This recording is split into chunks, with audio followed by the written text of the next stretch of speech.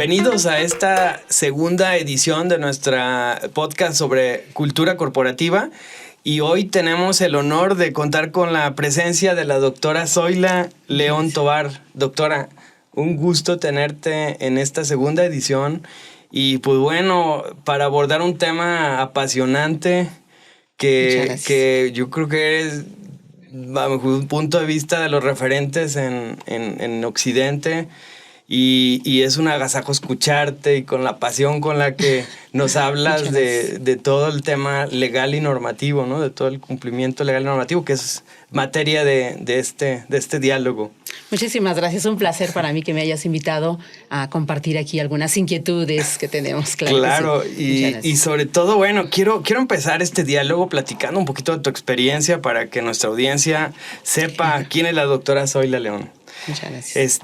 Aquí les puedo platicar que es egresada de la Facultad de Derecho de la UNAM y doctora de Derecho por la Universidad Panamericana.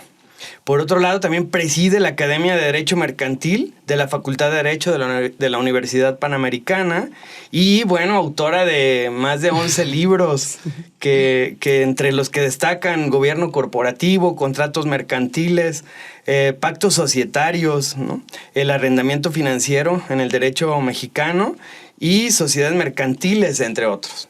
Entonces, bueno, pues un orgullo tenerte. Y puntualizar, actualmente es profesora investigadora de la Facultad de Derecho de la Universidad Panamericana, Campus Guadalajara, así como asesora y consultora jurídica. Bienvenida, maestra. Y creo que es una de nuestras consejeras más destacadas en el instituto desde hace ya varios años.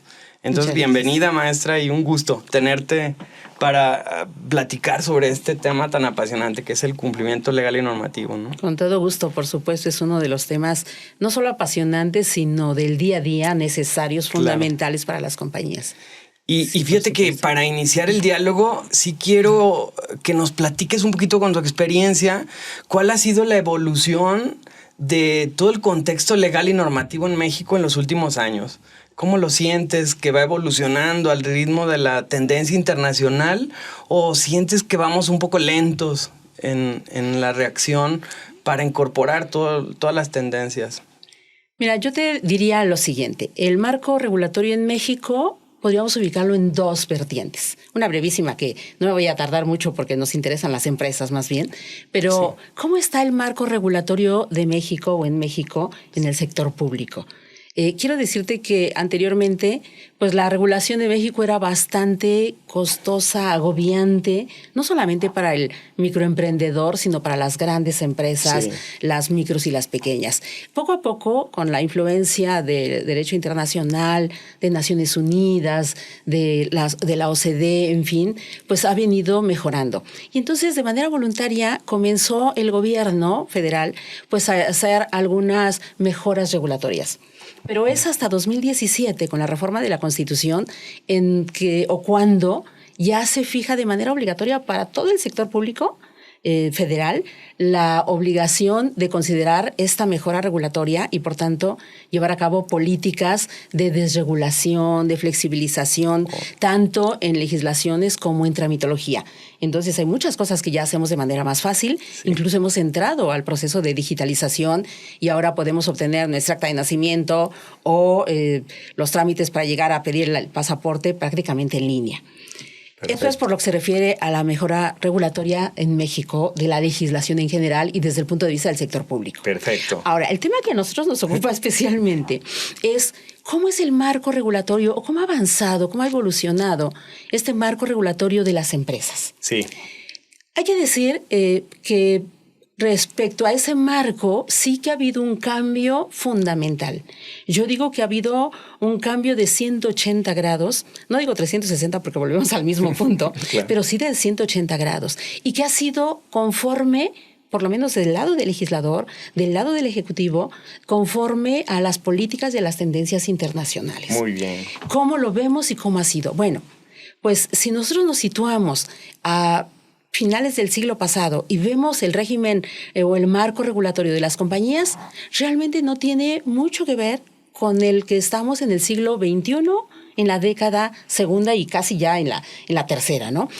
¿Cómo ha pasado esto? Pues sí, se han dado muchísimos cambios debidos fundamentalmente a fenómenos internacionales como pues las empresas multinacionales que no hacían lo propio, que abusaban con corrupción, seguramente con los gobiernos a donde llevaban a instalar sus compañías, sus sucursales, a través de fraudes financieros, las crisis económicas, las crisis financieras, el financiamiento al terrorismo, sí, el lavado de dinero, le dieron una sacudida al Estado y a los organismos internacionales y entonces dijeron, a ver, tenemos que hacer algo.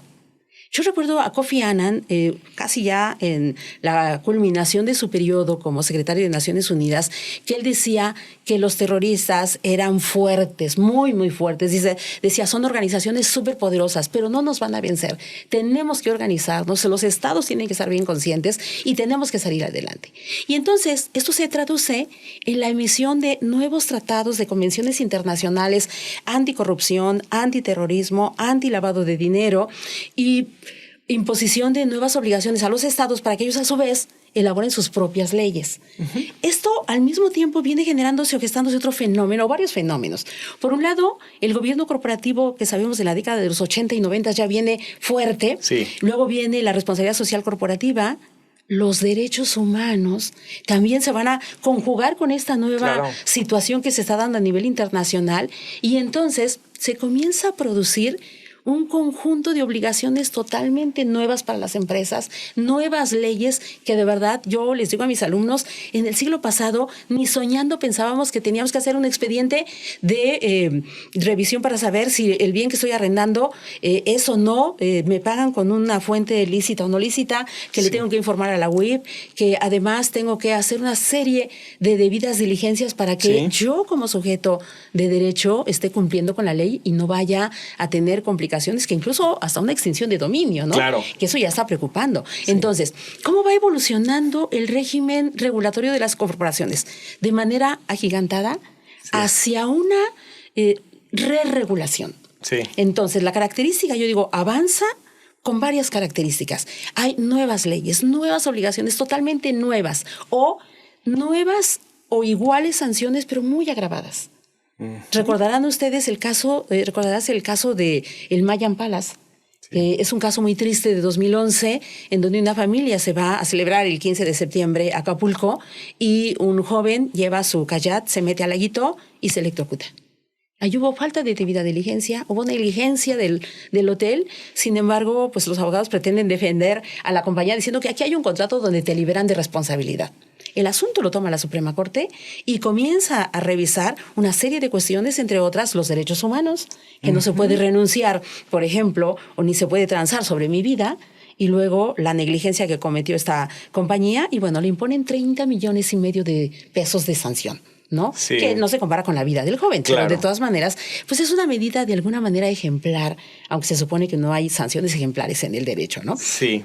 Pero aquí sí que lo es de esta manera. Entonces, como esas se vienen configurando nuevas normas, se publica después la Ley de Privacidad de Datos. Uh-huh. Hoy tenemos los empresarios que establecer una manifestación para las partes a las cuales recibimos la información sensible, privada, de qué vamos a hacer con esa información, que les prometemos cuidarla, no descuidarla y además manifestarles sus derechos ARCO, ¿no? Tú puedes revisarla, puedes corregirla, puedes oponerte, puedes acceder a esa información. Uh-huh. Y si yo no lo hago, si yo descuido tu información, también hay unas multas muy altas. Claro. Muy, muy altas para las compañías. Y hay también algunas sanciones que se han dado inclusive a instituciones expertas como las financieras. Sí.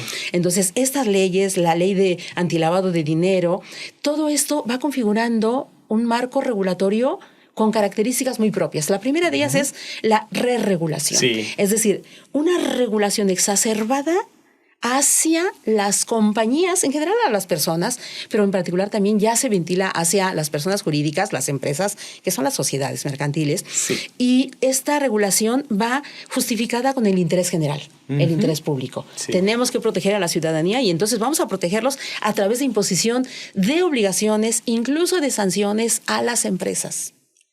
Después viene una regulación sancionadora. Viene el Código Penal, también auspiciado por estas cuestiones internacionales, en donde dice, si en algún momento la doctrina, durante mucho tiempo, y la legislación, la jurisprudencia convinieron en que las empresas, las personas jurídicas, no podían ser sancionadas porque son ficciones jurídicas, claro, llegó el momento de que las vamos a considerar delincuentes. Vamos a abrir un expediente, las vamos a hacer sujetos de delito y entonces, pues hay un listado: terrorismo, lavado de dinero, corrupción, soborno, cohecho. Todos estos son delitos que pueden cometer las empresas.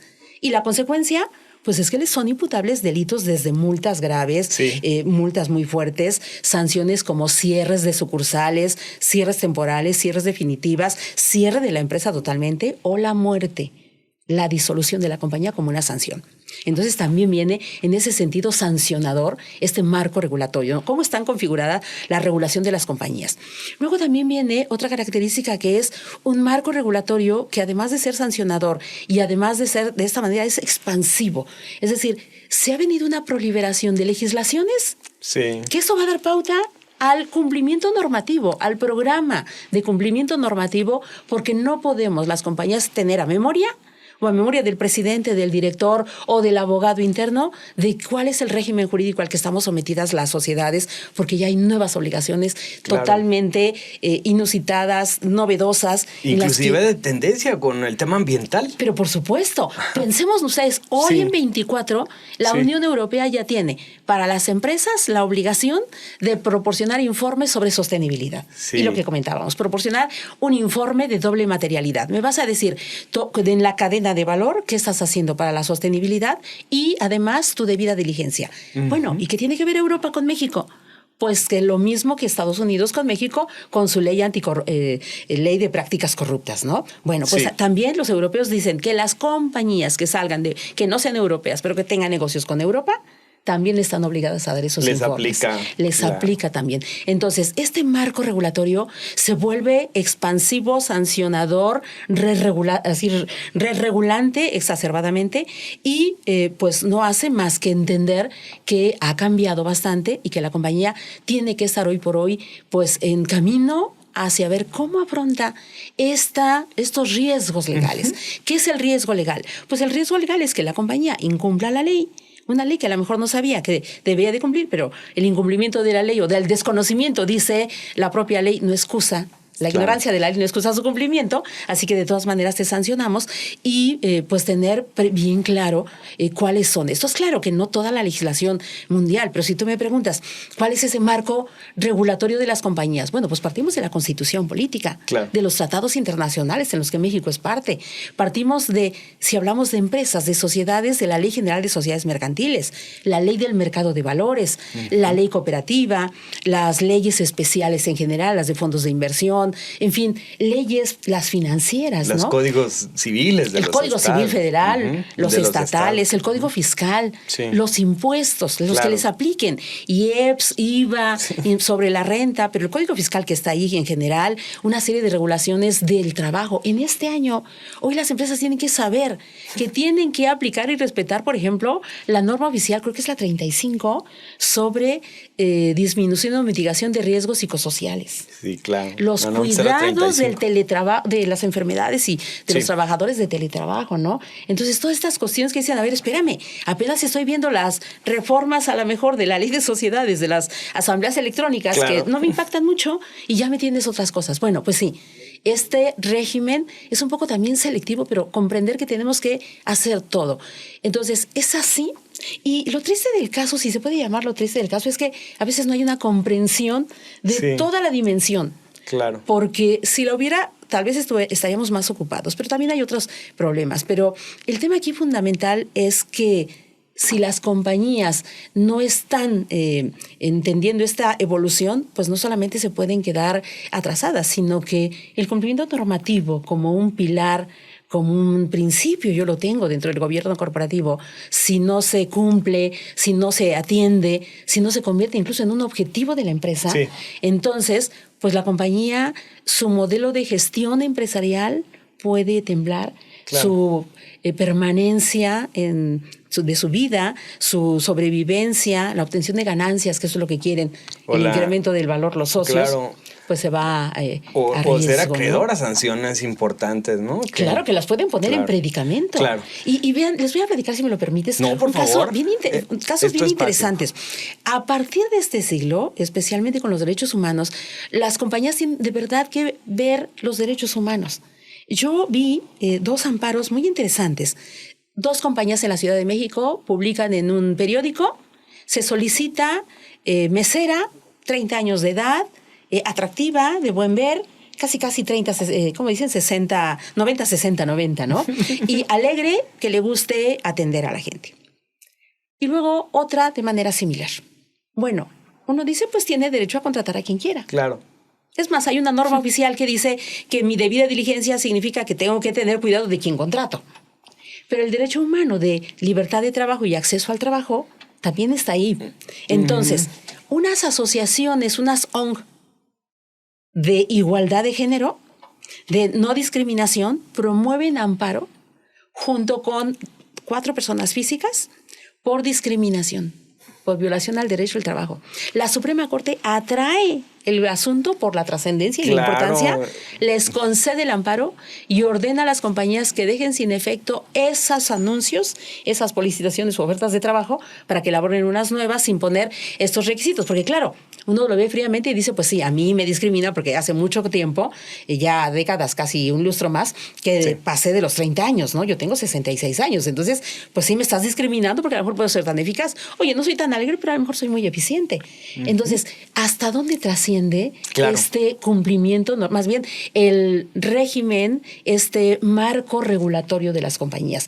Trasciende a normas oficiales, a principios, a reglas y que claro, también inclusive a los códigos de mejores prácticas de gobierno corporativo, a los contratos, a las ofertas o donaciones que le hacemos a la comunidad. Sí. ¿No? ¿Por qué? Porque finalmente, si nosotros no hacemos todo esto, puede ser que la comunidad nos retire la licencia social, ¿no? Sí, claro. Que como dicen, la licencia social no es que me hayan dado un papelito como la licencia que me da el municipio. No, es que si yo no cumplo las expectativas de la sociedad, si yo violento los derechos humanos, si yo violento la ley, pues la comunidad me va a hacer una mitin, una manifestación y le va a obligar al Estado que me cierren. Claro. ¿No? Entonces, creo que por ahí va me encanta cómo lo abordas y me quedo con lo que nos toca, ¿no? A los que estamos acompañando a las empresas en este desafío de la gestión empresarial, y es la conciencia, que dimensionen la magnitud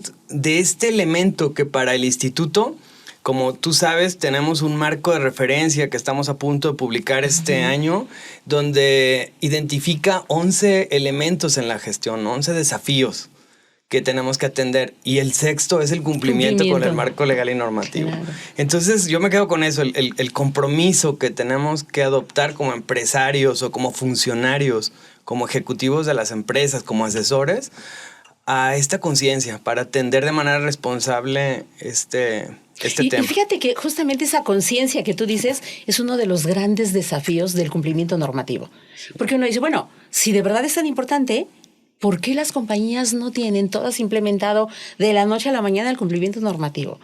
Yo digo que por 2 razones. Primero, el cumplimiento normativo todavía en México está en una fase primitiva, digamos, en el sentido de que yo cumplo la ley porque me vas a sancionar. Sí. Y está bien, claro, tú tienes que cumplir la ley, tienes que comportarte como buen ciudadano, así le dicen a las empresas, ¿no?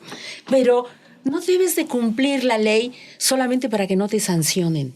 Necesitamos una cultura de cumplimiento, necesitamos una cultura de ética empresarial, de valores. Cuando transitamos y decimos, yo voy a cumplir la ley porque esa ley favorece a la sociedad y favorece también a mi producto, y mi producto va a ser mejor para el ambiente, pero también para el consumidor, porque el consumidor también ya sabe discriminar, ¿no? Sobre todo los jóvenes. Sí. Si ustedes piensan, los millennials, los centennials, bueno, pues ya estos últimos, ¿cómo se llaman? Los alfa. Claro. Ellos sí que discriminan y dicen, a ver, Sí. Este producto, no, viene de tal país y en este país se explotan a los niños, no lo compro. Sí. Yo quiero trabajar en una compañía que tenga un propósito de sostenibilidad y social, si no, no trabajo. Sí. Aparte de la tecnología, traen este chip sustentable, ¿no? Claro. Ahora... Lo dices muy claramente, ¿eh? Sí. Y yo le sumaría algo adicional, que sí tenemos que trabajar también por nuestros clientes, por nuestros acreedores, porque ya nos están condicionando, ¿no? No estamos alineados a todo este tema de gobernanza y transparencia. Y nuestros acreedores, bancos, totalmente. nos empiezan a restringir. Eso más bien tiene que ver con cumplimiento normativo y con gobierno corporativo, ¿no? Sí. Y fíjate, terminamos con lo de cumplimiento y luego nos vamos a ese tema bien importante de los acreedores. Pero efectivamente, por un lado es eso, de que no hemos transitado hacia una cultura de cumplimiento normativo, una cultura de ética, porque quien es ético sabe que tiene que cumplir, no porque lo sancionen, sino porque es ético que cumpla. No estamos en una sociedad, no en una selva. Y hay que cumplir para el bien de todos. Pero también hay otros desafíos. Un gran desafío es alcanzar el costo. Todavía cuesta tener un programa de cumplimiento normativo, tener un abogado, no solo el interno, sino un oficial de cumplimiento, que a ti te llama mucho ese tema. Claro, una persona que se encargue de manera quizás dependiente pero autónoma, es decir, que esté dentro de la estructura de la compañía, pero que tenga un cargo diferente al director jurídico o diferente a la estructura de subordinación que hay con el director general o en el consejo, que tenga cierta autonomía para decidir y hacer cosas, ¿no? ¿Qué hacer, por ejemplo? Bueno, pues necesitamos que tu cumplimiento normativo sea eficaz. ¿Cómo le haces? Pues tengo una persona que está todos los días monitoreando, viendo qué está pasando en el diario oficial. Todos los días pasan cosas para las compañías, todos los días. No siempre se reforma el Código Civil, el penal o la ley, pero sí que hay normas oficiales, hay acuerdos, hay cuotas, hay criterios, hay reglamentos, hay disposiciones generales que le aplican y que le pueden cambiar realmente la perspectiva o la estrategia que tiene o la visión que tiene la compañía. Claro. Luego también otro gran desafío es de que la compañía necesita, una vez que identifica, graduar. ¿No? Identificar. A ver, hay una reforma. No, la reforma no me va a aplicar a mí. Yo soy una compañía que tengo 2 socios y sí ya sé que hay asambleas electrónicas y que puede el COVID volver a encerrarnos, pero ahorita tengo cosas más graves. Sí. No voy a reformar mis estatutos que me van a cobrar 15,000 pesos un notario, un corredor para la reforma y a lo mejor no los tengo. Pero sí que hay una prohibición hoy de que si no cumplo con una obligación que me dice un reglamento o, bueno, reglamentando la ley, me imponen una multa de 100,000 pesos y si no la pago, pues me van a hacer otras cosas o un crédito fiscal, etcétera, ¿no? Con además gastos de cobranza y la multa se me va a ir a 500,000 pesos. Entonces, hay que identificar y luego graduar. A ver, ¿cuáles son las amenazas y la gravedad que tiene esta reforma para implementarla? Claro. Y luego hay que tener, por eso, de verdad que el oficial de cumplimiento es una persona sumamente importante en las compañías, porque no es ni puede ser, claro, cuando no hay de otra, pues tiene que serlo, pero no puede ser el abogado que contrató la compañía para que defienda de una rescisión laboral, de un despido, de un cierre, de una multa, de la actualización de la licencia administrativa. No, él tiene que estar arriba, tiene que estar bien al pendiente de todo aquello que puede pasar. Claro. Y lo puede hacer. Hoy los abogados tenemos redes sociales. Sí. Redes sociales generales. Colegios. El colegio mismo, claro. Y redes en donde por chat nos dicen, oye, la jurisprudencia fulana de tal, ahí te van todas las resoluciones, salió este acuerdo, hay una iniciativa, hay un proyecto, se aprobó en el Congreso. Bueno, todo eso es lo que tenemos que hacer. Claro. Entonces, son grandes retos, pero fundamentalmente es ese de tener cambiado el chip para decir, a ver, yo tengo que tener conciencia de que si la compañía no cumple con su marco regulatorio, el que le aplica, y a lo mejor graduados, esto pues va a tener graves problemas. Sí, totalmente. Graves problemas de subsistencia, de persistencia y de permanencia. Y luego también entonces decimos, a ver, ¿y esto cómo lo pones dentro del gobierno corporativo? ¿Qué tiene que ver gobierno corporativo y cumplimiento normativo?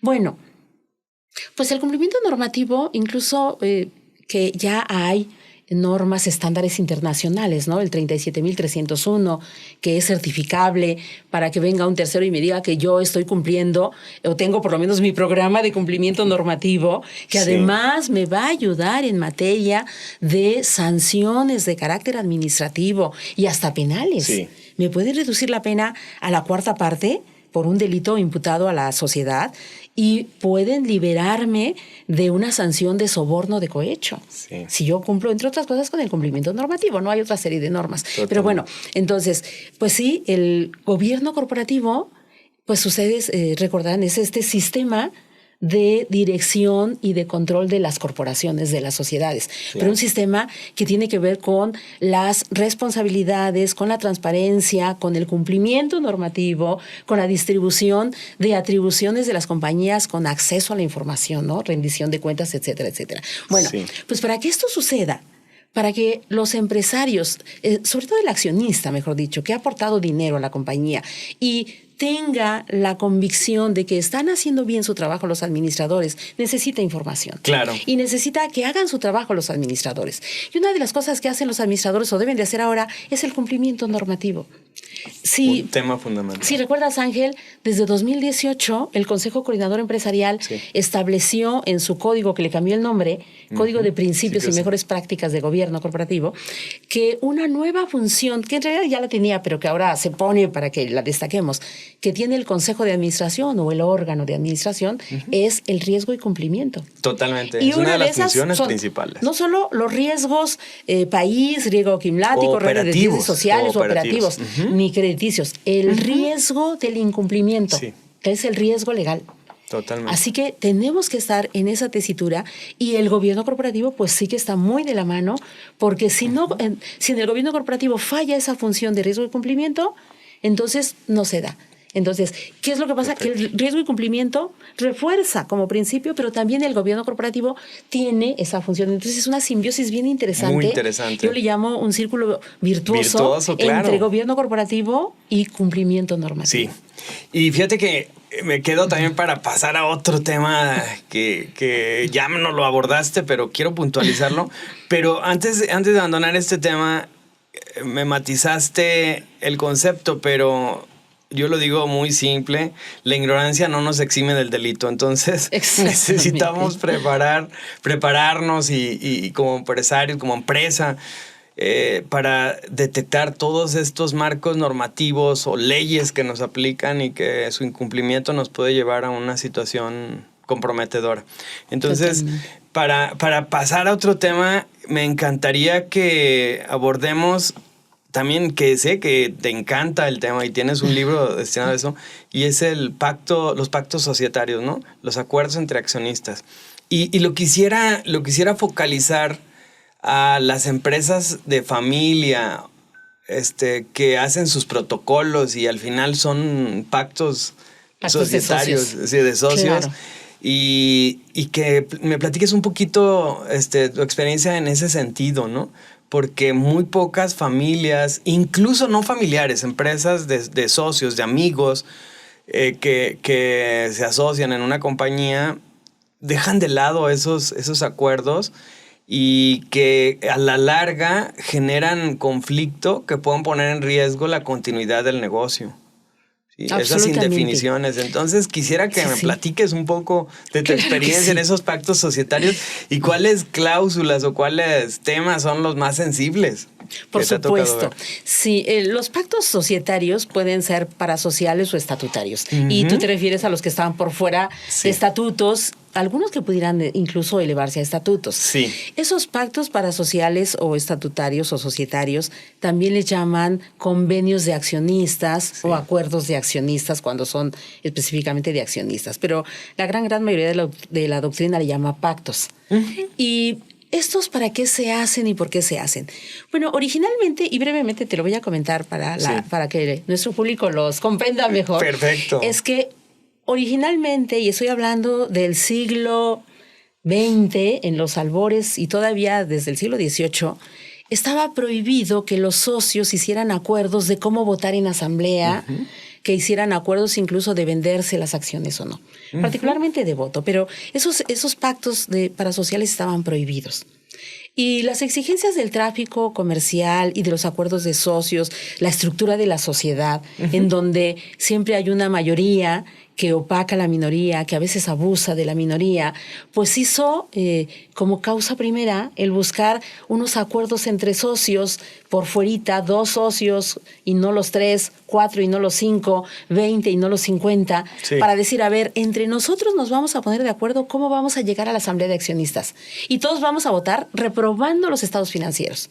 O a la inversa, vamos a echarle la mano al director, al administrador, al director y al presidente del consejo porque han hecho muy bien su trabajo. Entonces todos vamos a aprobar sus estados financieros y vamos a aprobar la moción de ratificarlos.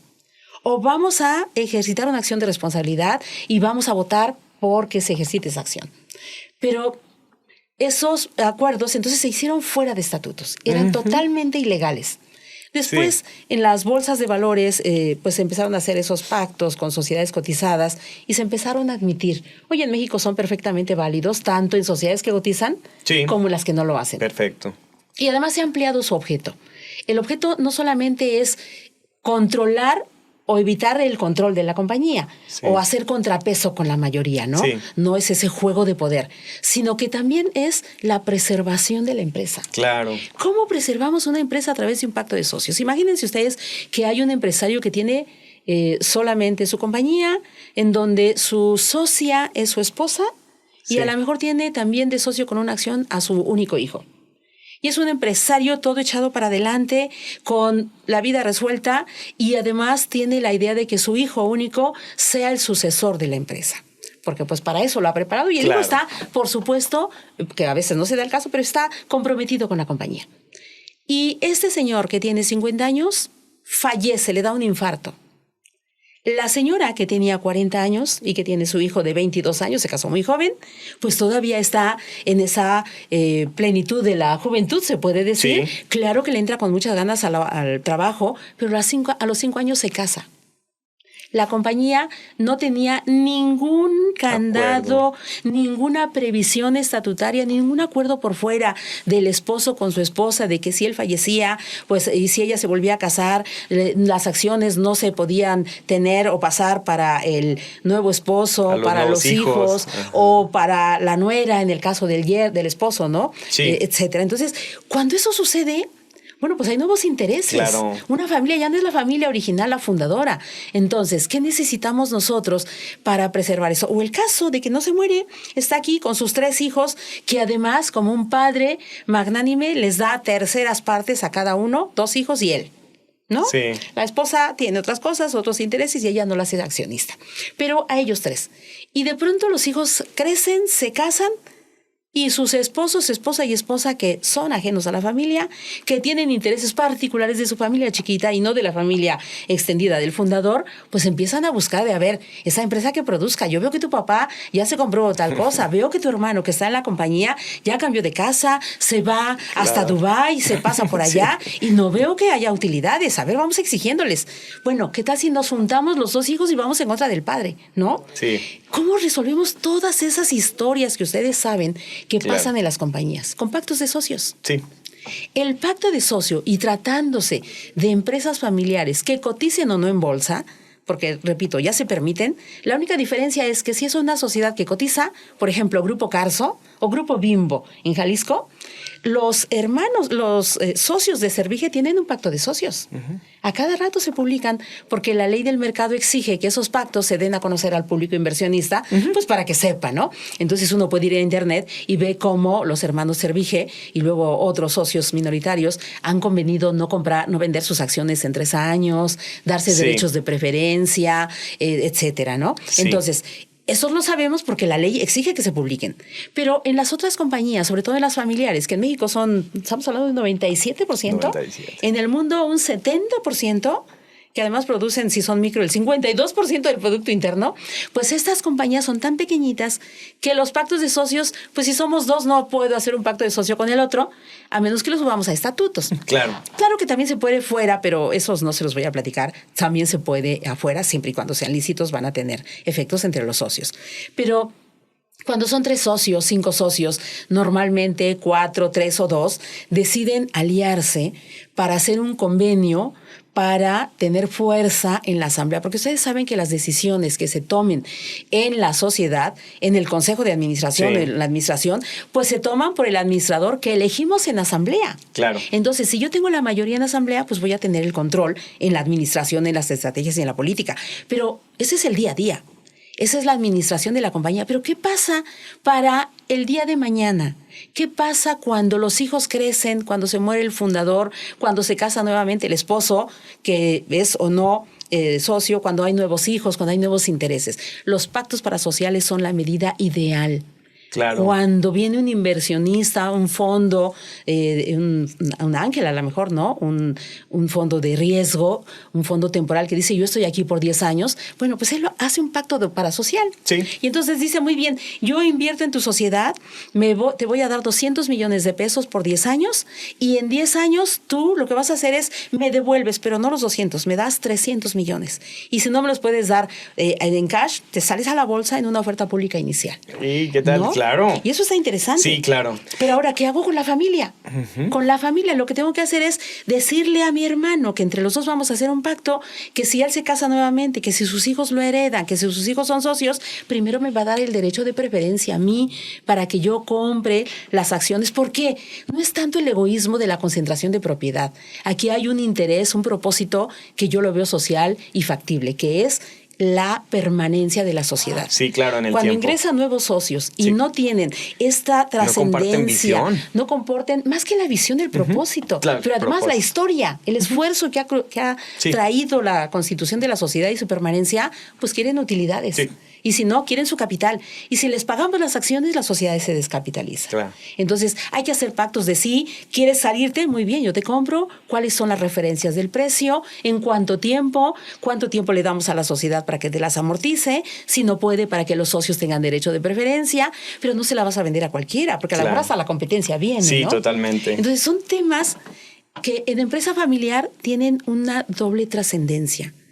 Primero, porque es un pacto fuera de estatutos en donde los socios pueden tener esos controles. Sí. Segundo, porque también es la permanencia de la relación familiar. Totalmente, tiene que Ahora, y privilegiarse. para que tenga eficacia, pues no lo podemos hacer en un documento privado guardadito en el cajón. Sí. Hay que darle de alguna manera certeza jurídica. Sí. Y la certeza jurídica se la damos con un documento, a lo mejor elevado en escritura pública, certificado ante un notario, en un fideicomiso de afectación de acciones o de esta promesa, o en algunos casos, cuando tenemos el control de la compañía, a lo mejor hasta de manera estatutaria. Bien. ¿No? ¿Cómo se refleja a nivel general? Pues en el protocolo de familia. Totalmente. ¿No? En el protocolo familiar. Y cómo todos estos acuerdos o pactos vinculan, ¿no?, al cumplimiento legal. Porque, totalmente. Si no, tenemos también una contingencia con los socios. Sí, desde luego.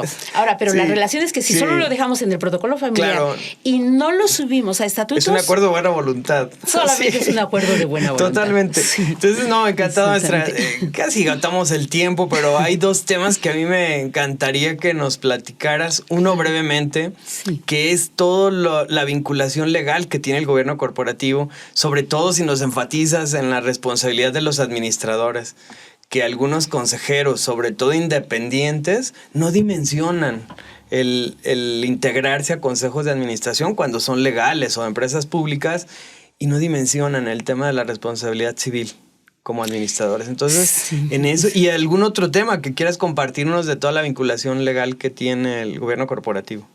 Bien, mira, el gobierno corporativo en México tiene dos facetas o dos vertientes. Una que es voluntaria, porque desafortunadamente la ley de sociedades mercantiles no ha subido como obligatorio el buen gobierno corporativo.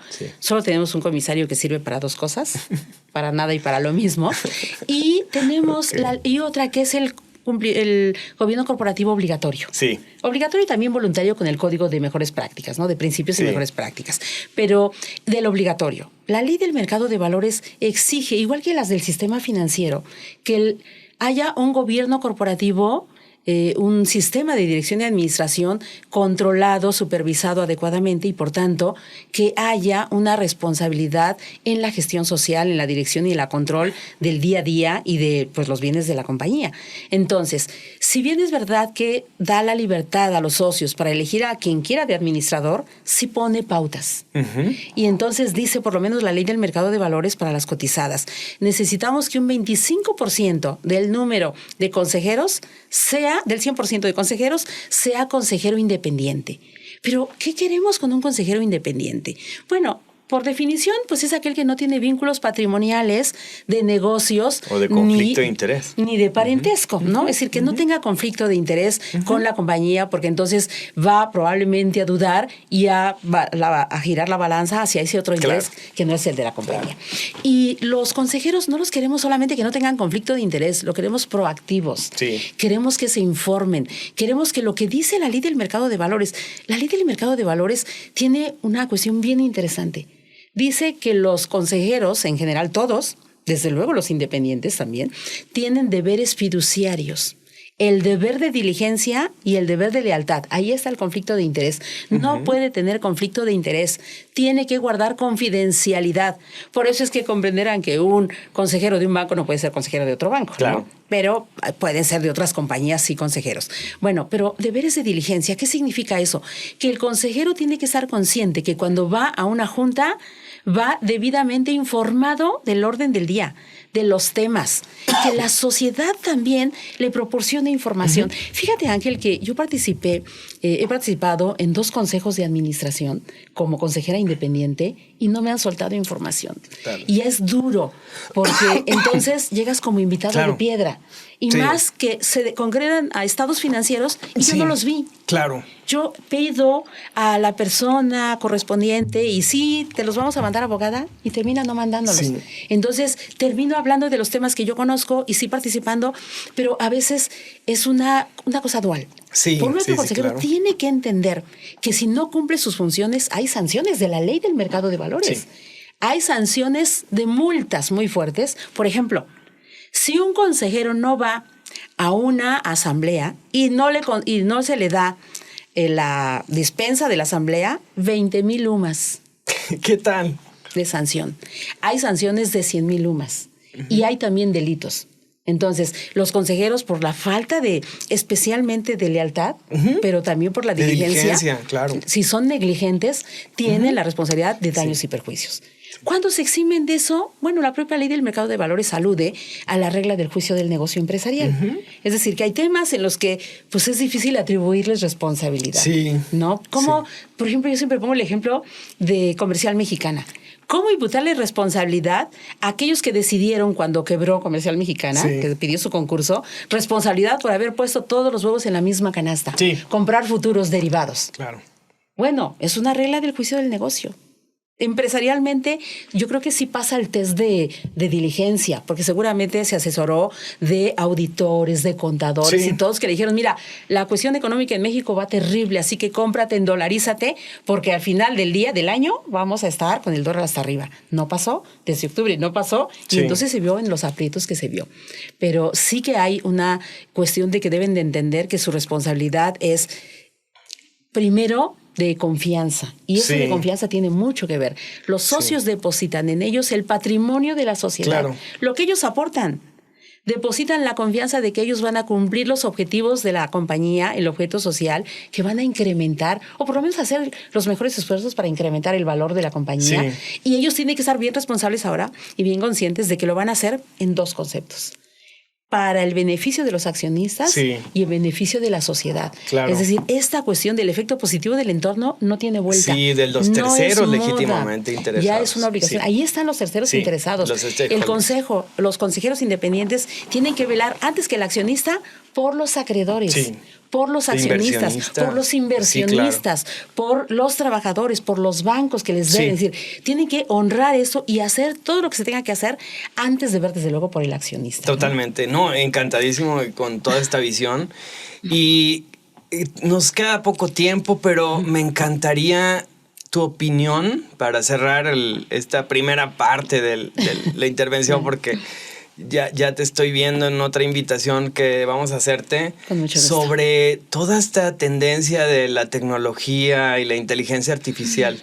¿Cómo está incidiendo en todo este contexto legal y normativo de las empresas y como profesión, ¿no? Como profesión. Mira, ese es un temísima impresionante. Desde luego está impactando favorablemente, pero también riesgosamente.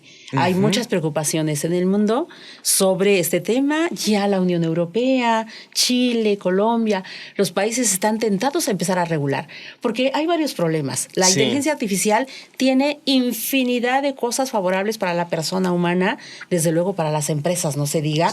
Procesan datos. Te comentaba, hay una... me llama el abogado Ross, que es el primer robot abogado y que procesa en un segundo más de 10,000 páginas. ¿Qué tal? Que puede emitir una sentencia o una demanda tomando en cuenta el perfil del juez. Toda la legislación con citas de bibliografía. O sea, prácticamente uno podría decir quita la chamba al abogado. Claro.